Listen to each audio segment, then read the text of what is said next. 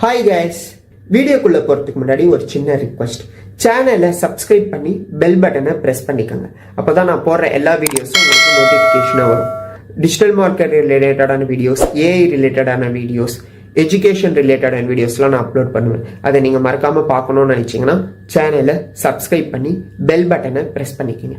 அது மட்டும் இல்லை, இன்னும் நிறைய லைவ் வீடியோஸ் வருவேன், உங்களுக்கு ரொம்ப யூஸ்ஃபுல்லாக இருக்கும். ஸோ மறக்காமல் சேனலை சப்ஸ்கிரைப் பண்ணி பெல் பட்டனை ப்ரெஸ் பண்ணிக்கோங்க.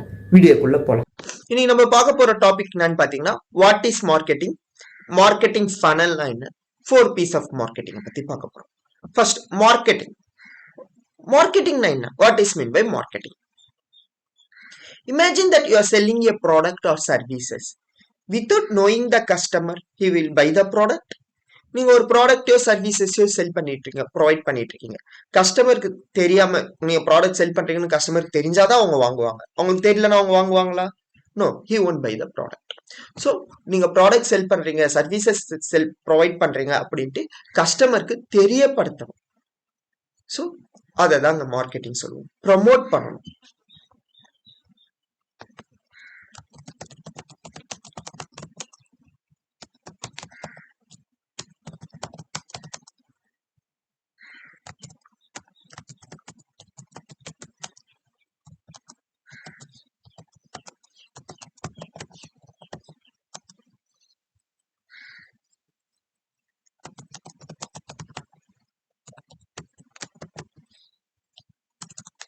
ஒரு ப்ராடக்டையோ சர்வீசஸையோ ப்ரொமோட் பண்றது தாங்க marketing.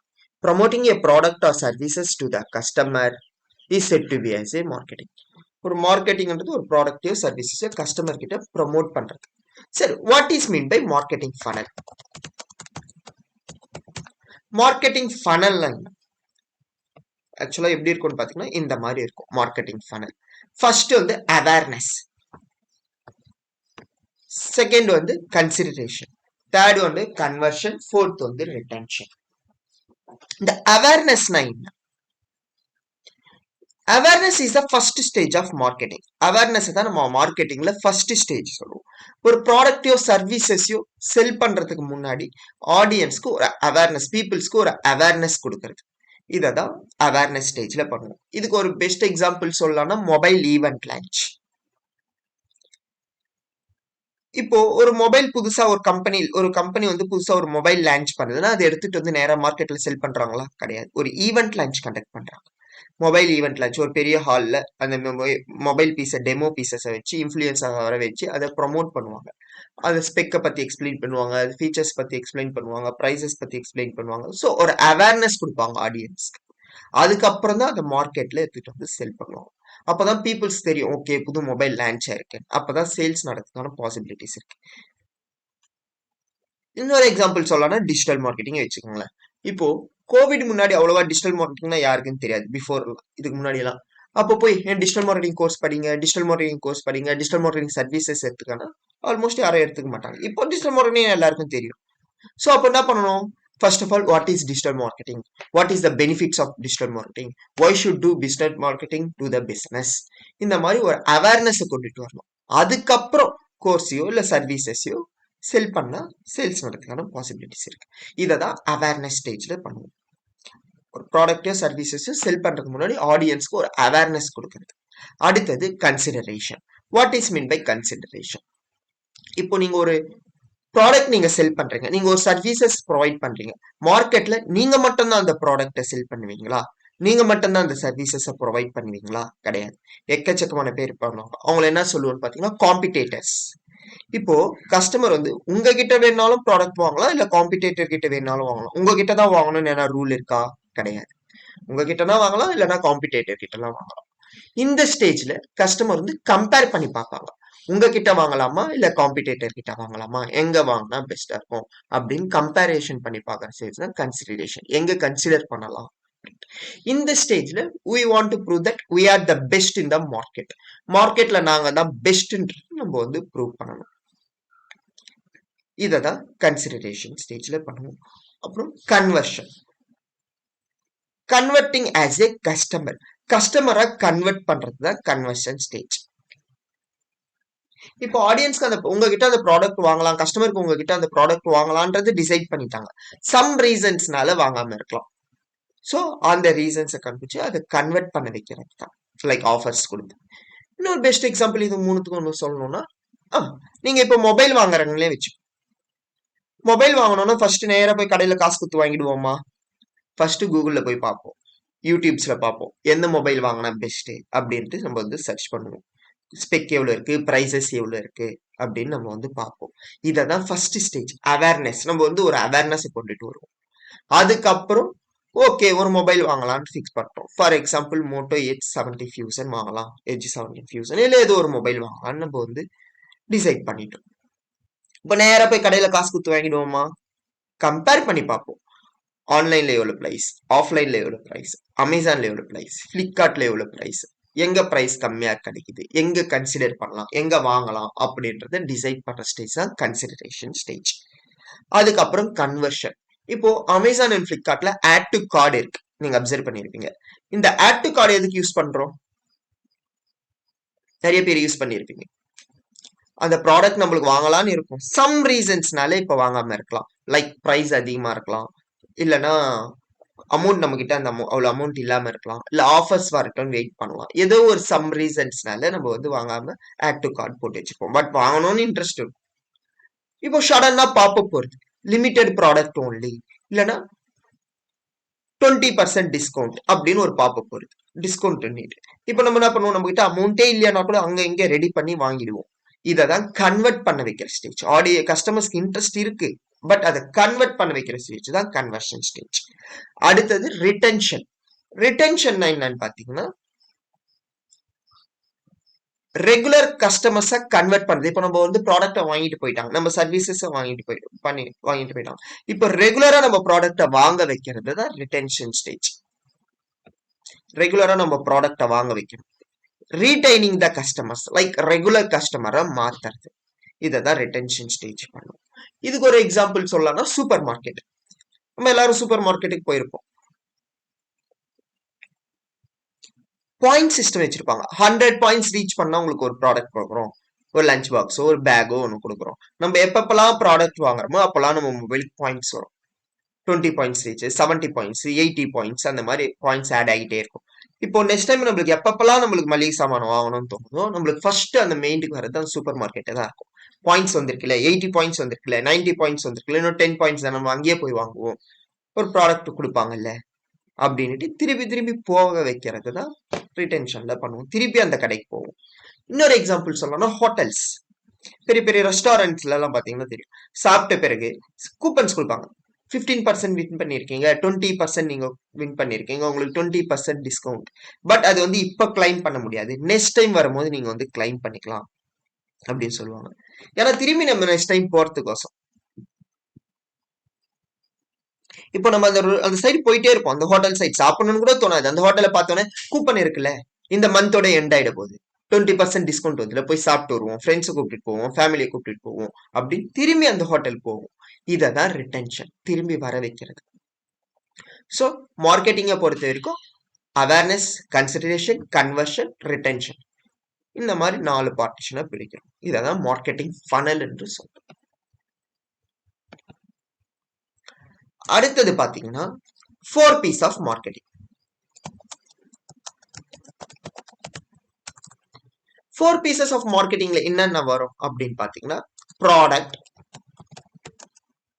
Price, place, promotion.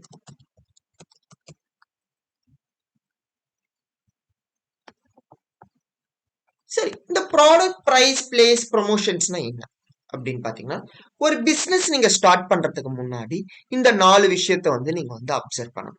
First வந்து ப்ராடக்ட். இப்போ நீங்க ஒரு பிசினஸ் பண்ணலாம்னு டிசைட் ஆயிட்டீங்க, எந்த ப்ராடக்ட்டை நம்ம வந்து செல் பண்ணலாம், எந்த சர்வீசஸ் ப்ரொவைட் பண்ணலாம். ரேண்டமா ஏதோ ஒரு ப்ராடக்ட் எடுத்து செல் பண்ணாம, ரேண்டமா ஏதோ ஒரு சர்வீசஸ் எடுத்து ப்ரொவைட் பண்ணாம, எந்த ப்ராடக்ட் செல் பண்ணா மார்க்கெட்ல டிமாண்ட் அதிகமா இருக்கு, எந்த ப்ராடக்ட் செல் பண்ணா சேல்ஸ் நிறைய நடக்கும், அப்படின்ட்டு யூ வாண்ட் டு அனலைஸ் த மார்க்கெட்டை அனலைஸ் பண்ணும். டிமாண்ட் எங்க இருக்கு, இந்த ப்ராடக்ட் மேல இருக்கு, சேல்ஸ் எதுக்கு பெட்டரா கிடைக்கும், எதுக்கு ப்ராஃபிட் நிறைய கிடைக்கும்ட்டு ஒரு அனலைஸ் பண்ணி அதுக்கப்புறம் நீங்க வந்து ஒரு ப்ராடக்டையோ சர்வீசஸையோ சூஸ் பண்ணும்போது உங்களுக்கு வந்து பெட்டரா இருக்கும். ரேண்டமா ஏதோ ஒரு ப்ராடக்ட் எடுத்து செல் பண்ணாம இந்த மாதிரி நீங்க வந்து அனலைஸ் பண்ணி செல் பண்ணும்போது உங்களுக்கு சேல்ஸ் நடக்கிறதுக்கான பாசிபிலிட்டிஸ் அதிகம். அதே மாதிரி உங்களுக்கு ப்ராஃபிட் வரதுக்கான பாசிபிலிட்டிஸும் அதிகம். அடுத்தது price. How to fix the price for the product. ஒரு ப்ராடக்ட்டுக்கு எப்படி பிரைஸ் ஃபிக்ஸ் பண்றது? நம்மளே ஏதோ ஒரு பிரைஸ் ஃபிக்ஸ் பண்ணிடலாமா?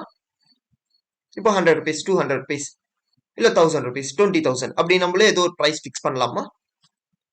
First of all you want to analyse the market analyse பண்ணணும். அந்த ப்ராடக்ட்க்கு மார்க்கெட்ல எவ்வளவு வேல்யூ போயிட்டு இருக்கு, அந்த சர்வீசஸ்க்கு மார்க்கெட்ல எவ்வளவு சார்ஜ் பண்றாங்க, காம்படிட்டர்ஸ் எவ்வளவு சார்ஜ் பண்றாங்க. You want to analyse the competitor. Price should not be very high. ரொம்ப அதிகமாகவும் இருக்கக்கூடாது, ரொம்ப கம்மியாகவும் இருக்கக்கூடாது. ரொம்ப அதிகமா இருந்தா அப்படியே காம்படிட்டர்ஸ் கிட்ட போய் வாங்குறதுக்கான பாசிபிலிட்டிஸ் இருக்கு.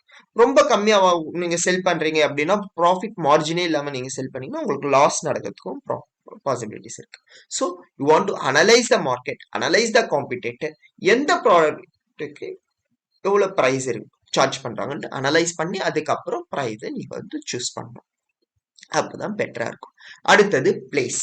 வேர் டு செல் த ப்ராடக்டோ சர்வீசஸோ நீங்க ப்ரொவைட் பண்றீங்க. ஓகே, நான் இந்த ப்ராடக்ட் செல் பண்ணலாம்னு டிசைட் பண்ணிட்டீங்க, பிரைஸ் ஃபிக்ஸ் பண்ணிட்டீங்க. எங்க செல் பண்ணலாம்? ஆஃப்லைன்ல செல் பண்ணலாமா, ஆன்லைன்ல செல் பண்ணலாமா?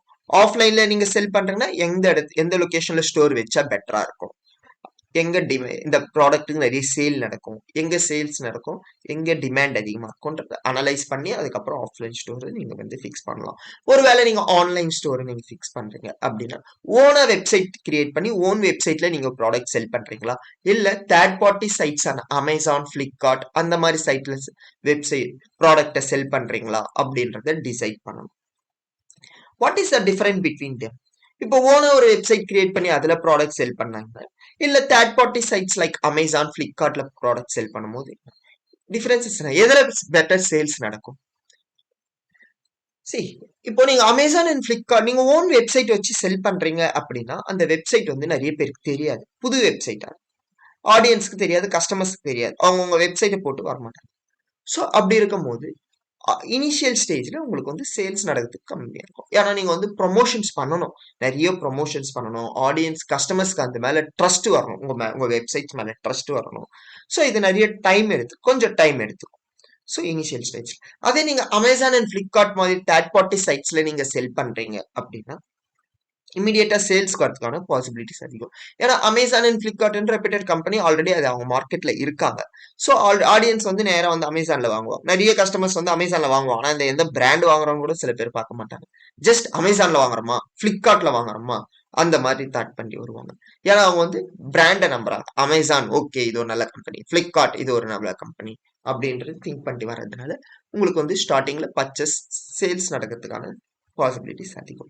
அப்போ ஓன் வெப்சைட்ஸ் கிரியேட் பண்ணாம இருந்துடலாமா அப்படின்னா அப்படியும் கிடையாது. ஓன் வெப்சைட் கிரியேட் பண்ணீங்கன்னா உங்களுக்கு ஒரு பர்சனல் பிராண்டிங் இன்க்ரீஸ் ஆகும், உங்களுக்குன்னு ஒரு பிராண்டிங் கிரியேட் ஆகும், உங்களுக்குன்னு ஒரு ஐடென்டிட்டி கிரியேட் ஆகும், ஆடியன்ஸ்க்கு உங்க மேல ஒரு ட்ரஸ்ட் வரும். லாங் டேர்ம்ல இது வந்து உங்களுக்கு ரொம்ப பெனிஃபிட்டா இருக்கும். ஸோ நீங்க வந்து ஓன் வெப்சைட் கிரியேட் பண்ணி நீங்க ப்ராடக்ட் செல் பண்ணாலும் ஓகே தான், இல்லைன்னா third party sites like Amazon and பிளிப்கார்ட்ல நீங்க ப்ராடக்ட் செல் பண்ணாலும் ஓகே தான். ரெண்டுத்திலுமே செல் பண்ணா இன்னும் பெட்டர். அடுத்தது promotion. How to promote A business? It may be a product or service. ஒரு பிஸ்னஸை எப்படி ப்ரொமோட் பண்ணலாம்? ஃபர்ஸ்ட் ஆஃப் ஆல் ஆன்லைன்ல பண்ணலாமா, ஆஃப்லைன்ல பண்ணலாமா?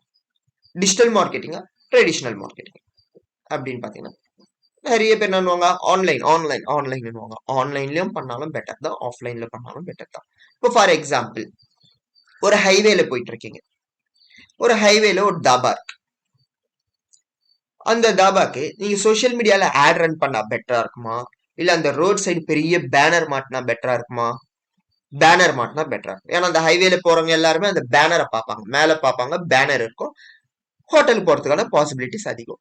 அது அந்த ஹைவேல போயிட்டு பக்கத்துல வீடியோ இல்லைன்னா சோசியல் மீடியா ஆட் ரன் பண்ணா யார் சோசியல் மீடியா பார்த்துட்டு வருவா? ஸோ அதனால அந்த மாதிரி பிஸ்னஸ்க்கு நீங்க வந்து ட்ரெடிஷனல் மார்க்கெட்டிங் போனால் பெட்டரா இருக்கும். இல்லை நான் வந்து கோர்சஸ் ப்ரொவைட் பண்றேன், டிஜிட்டல் மார்க்கெட்டிங் கோர்சஸ் ப்ரொவைட் பண்றேன், இல்லைன்னா ஏதாவது கோர்சஸ் ப்ரொவைட் பண்றேன் அப்படின்னும் போது நான் வந்து நியூஸ் பேப்பரை டார்கெட் பண்ண பெட்டரா, இல்ல சோஷியல் மீடியாவை டார்கெட் பண்ணா பெட்டரா? சோஷியல் மீடியாவை டார்கெட் பண்ணா பெட்டர். ஏன்னு பாத்தீங்கன்னா டார்கெட் ஆடியன்ஸ் யாரா இருப்பா? என்னோட டார்கெட் ஆடியன்ஸ் ஸ்டூடெண்ட்ஸா இருப்பாங்க. நிறைய பேர் எங்க சோஷியல் மீடியால தான் இருப்பாங்க compare with news paper. So social மீடியாவை டார்கெட் பண்ணா better. So based on your business, based on your target audience, you should fix the promotions method.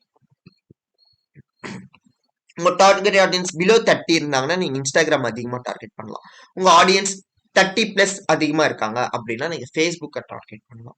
இல்ல உங்க ஆடியன்ஸ் வந்து B2B பிசினஸ், B2B கம்பெனி அப்படின்னா நீங்க வந்து லிங்க்டினை டார்கெட் பண்ணலாம். So based on your target audience you should fix the promotions method. எந்த target ஆடியன்ஸ்க்கு எப்படி பண்ணலாம் அப்படின்றத டிசைட் பண்ணலாம். என்கிட்ட வந்து கஸ்டமர்ஸ் கேட்டாங்கன்னா கிளைண்ட்ஸ் வந்து என்கிட்ட கேட்பாங்க, சார் என்ன பிசினஸ்க்கு என்ன பண்ணலாம், எந்த மாதிரி ப்ரொமோஷன்ஸ் பண்ணலாம், எந்த மாதிரி சோஷியல் மீடியால பண்ணலாமா, இல்ல SEO பண்ணலாமா, எப்படி பண்ணலாம்னு வந்து கேட்பாங்க. நான் முதல்ல அவங்க கிட்ட கேட்கிற முதல் கேள்வி, சார் உங்க பிசினஸ் என்ன, உங்க டார்கெட் ஆடியன்ஸ் யார், அதை பேஸ் பண்ணி தான் ப்ரொமோஷன்ஸ் மெத்தடை ஃபிக்ஸ் பண்ணுவோம். ஸோ இந்த மாதிரி ப்ரொமோஷன்ஸ் பண்ணீங்கன்னா உங்களுக்கு பெட்டர் ரிசல்ட் கிடைக்கிறதுக்கான பாசிபிலிட்டிஸ் அதிகம். சரி, ஓகே. இன்னைக்கு நம்ம என்ன பார்த்தோம்னா மார்க்கெட்டிங்னா என்ன, மார்க்கெட்டிங் ஃபனல்னா என்ன, 4 P's ஆஃப் மார்க்கெட்டிங் பத்தி பார்த்தோம்.